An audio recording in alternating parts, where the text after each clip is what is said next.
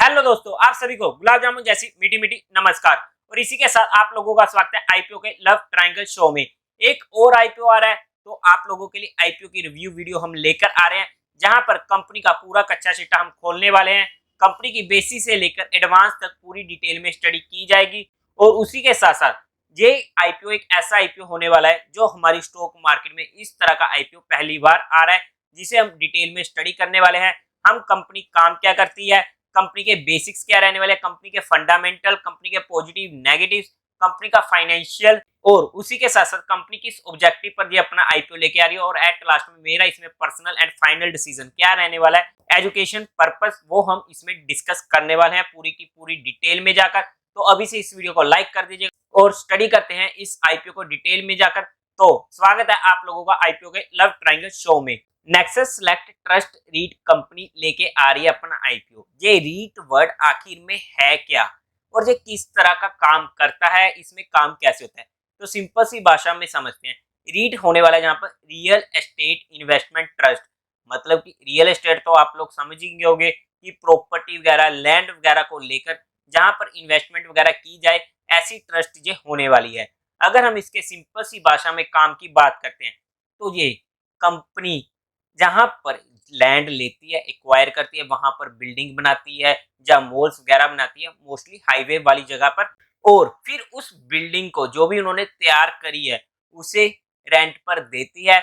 और वहां से जो भी उनको रेंटल इंक्रीमेंट आता है, या फिर हम कहते हैं कि जो भी उन्हें किराया मिलता है, वो जो भी इन्वेस्टर्स होते हैं जिन्होंने पैसा लगाया है उस रीट में, तो उनको एज ए डिविडेंड देती रहती है। तो ये काम है सिंपल रीट का। ऐसे में कुछ म्यूचुअल फंड भी आए हैं रीट के ऊपर। लेकिन अगर हम इंडिया में रीट की बात करते हैं ना, अभी तक रीट का अगर हम एज ए इन्वेस्टर देखते हैं तो इतना ज्यादा हुआ नहीं बना है, और ना ही अभी हमें इतना बड़ा इसमें स्कोप लग रहा है एज ए रीट। अगर हम सिंपली एक क्लास को लेकर चलते हैं, आने वाले टाइम में कैसे ये परफॉर्म करता है वो हमको टाइम बताएगा। लेकिन फाइनली शुरुआत हुई है, तो लेट्स सी। अगर हम कंपनी की बात करते हैं तो इंडिया की रियल एस्टेट इन्वेस्टमेंट ट्रस्ट में लीड करने वाली है। अगर हम कंपनी की बात करते हैं तो कंपनी के पास 17 grade a urban consumption centre रहने वाले हैं, जिनकी अगर हम लैंड एरिया की साइज की बात करते हैं तो वो निकल के आती है 9.8 मिलियन स्क्वायर फुट, जो कि एक अच्छा खासा एरिया रहने वाला है। इसी के साथ 2 कॉम्प्लीमेंट्री होटल्स भी होने वाले हैं और 3 ऑफिस भी होने वाले हैं, जहां पर इनका जो असेट का एरिया आता है वो आ जाता है 1.3 million square foot as of 31 दिसंबर 2022। इसी के साथ साथ अगर हम 14 सिटीज में कुछ सिटीज के नाम ले, तो दिल्ली, न्यू मुंबई, बेंगलोर, पुणे, हैदराबाद, चेन्नई, मतलब कि एक अच्छी खासी स्मार्ट सिटीज में इन्होंने अपने प्रोजेक्ट शुरू किए हुए हैं। अब अगर हम कंपनी के फाइनेंशियल्स की बात करते हैं तो टोटल असेट्स में 31 मार्च 2020 में थे 9500 करोड़, 31 मार्च 2021 में थे 8959 करोड़, जहां पर हमें डिक्रीज देखने को मिला। ऑब्वियसली रीजन था कोरोना। 31 मार्च 2022 में बढ़ चुके थे 9100 करोड़ के करीब का। और अगर हम अभी की बात करते हैं तो 31 दिसंबर 2022 में 89 करोड़ के हमें टोटल सेट देखने को मिल रहे हैं। टोटल रेवेन्यू की अगर बात करते हैं तो 2020 में थे 1700 करोड़ के। 31 मार्च 2020 में फिर से हमें डिक्रीज देखने को मिला था 1050 करोड़ के टोटल रेवेन्यू हमें देखने को मिले हैं। 2022 में 1400 करोड़ के रेवेन्यू, एक अच्छी, जहां पर 2021 से 2022 में हमें ग्रोथ रेट देखने को मिली है। लेटेस्ट की अगर हम बात करते हैं 31 दिसंबर 2022 की, तो वहां पर 1500 करोड़ के रेवेन्यू हमें देखने को मिल रहे हैं। अगर हम प्रॉफिट आफ्टर टैक्स की बात करते हैं तो 31 मार्च 2020 में थे 206 करोड़, 2021 और 2022 में हमें लॉस में कंपनी देखने को मिली है। 200 करोड़ का लॉस था 2021 में और 11 करोड़ का लॉस था 2022 में। अगर हम अभी की बात करते हैं तो 257 करोड़ का प्रॉफिट चल रहा है, जहां पर नेगेटिव में है because corona is the major reason, क्योंकि वहां पर प्रॉपर्टी रियल एस्टेट में हमें सबसे ज्यादा दिक्कत देखने को मिली थी। रिजर्व्स एंड सरप्लस की बात करते हैं तो 976 करोड़ से 389 करोड़ का इनके पास रिजर्व रह चुका था 2020 से 2022 तक। टोटल बोरोइंग्स की बात करते हैं तो 2022 तक इनकी बोरोइंग्स पहुंच चुकी थी 6300 करोड़। अगर हम 31 दिसंबर 2022 में देखते तो 5800 करोड़ की बोरोइंग्स हमें देखने को मिल रही है। अगर हम ओवरऑल में फाइनेंशियल्स की बात करते हैं तो देखो, ना तो इतने अच्छे हैं बिकॉज ऑब्वियसली लॉस मेकिंग है, चाहे वो कोरोना की वजह से था, लेकिन हमें वहां पर लॉस देखने को मिला है। अगर हम बात करते हैं कि इतने बुरे, तो इतने बुरे नहीं कह सकते क्योंकि कंपनियां प्रॉफिट में आ चुकी है। हालांकि टोटल बोरोइंग्स का हमें जहां पर एक सिनेरियो देखने को मिल रहा है, और वैसे देखा जाए ना, जिस तरीके का जहां पर काम होता है, एक बहुत ही मेजर कैश फ्लो चाहिए होता है आउटफ्लो के लिए, तो वहां पर बोरिंग्स ओनली ऑलमोस्ट नेसेसिटी है। बिकॉज अगर हम भी बात करते हैं, हमें भी एक घर बनाने के लिए होम लोन तक लेना पड़ जाता है, और जहां पर तो बड़ी बड़ी बिल्डिंग्स बनती है, बड़े बड़े मॉल्स बनते हैं। अब अगर हम कंपनी के टाइम टेबल की बात करते हैं तो 9 मई से 11 मई तक जे आईपीओ खुला रहेगा। 16 मई को अलॉटमेंट डेट होगी, 17 मई को रिफंड मिलने शुरू हो जाएंगे, 18 मई को आपके अकाउंट में शेयर्स क्रेडिट हो जाएंगे, और उसी के साथ साथ टेंटेटिव लिस्टिंग डेट रहने वाली है 19 मई 2023 की। अगर हम आईपीओ के लॉट साइज की बात करते हैं तो एक लॉट रहने वाला है 150 शेयर्स का, जिसकी अमाउंट हमें पड़ने वाली है 15,000। लेकिन जहां पर हो गया लोचा।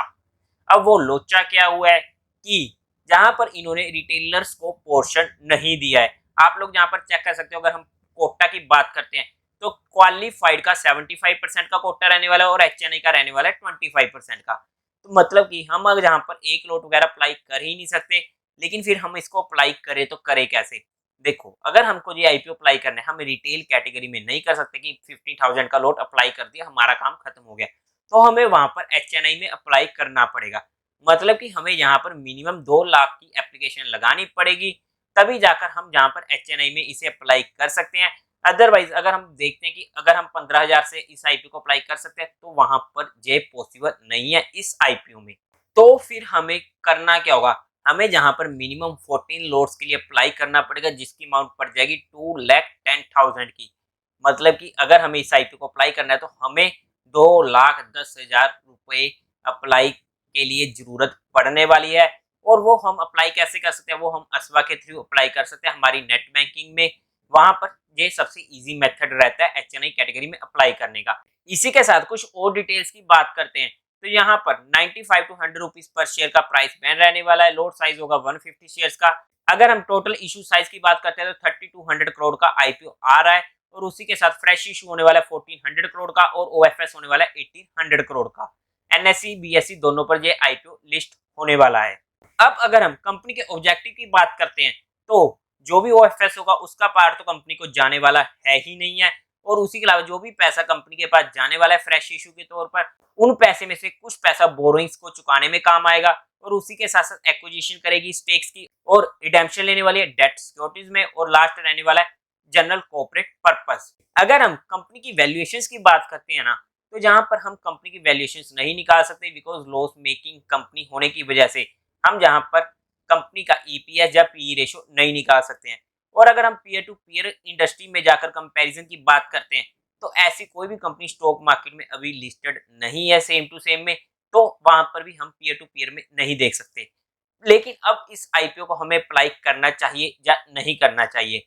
अगर मैं अपनी बात करूं, अगर मैं डिफेंसिव हूं तो मैं इस आईपीओ को इजीली अवॉइड करने वाला हूं, बिकॉज रीजन सिंपल है।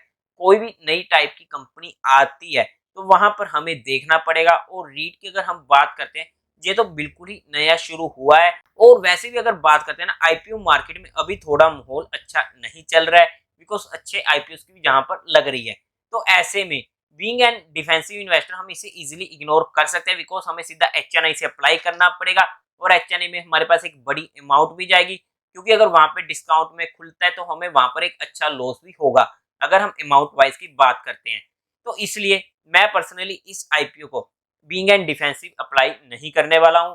और अगर मैं अग्रेसिव होकर भी बात करता हूं तो वहां पर मुझे क्वालिफाइड और एचएनआई का रिस्पॉन्स देखना पड़ेगा कि वो कैसा आता है, उसके बाद इसमें मैं अपना फाइनल डिसीजन बनाऊंगा।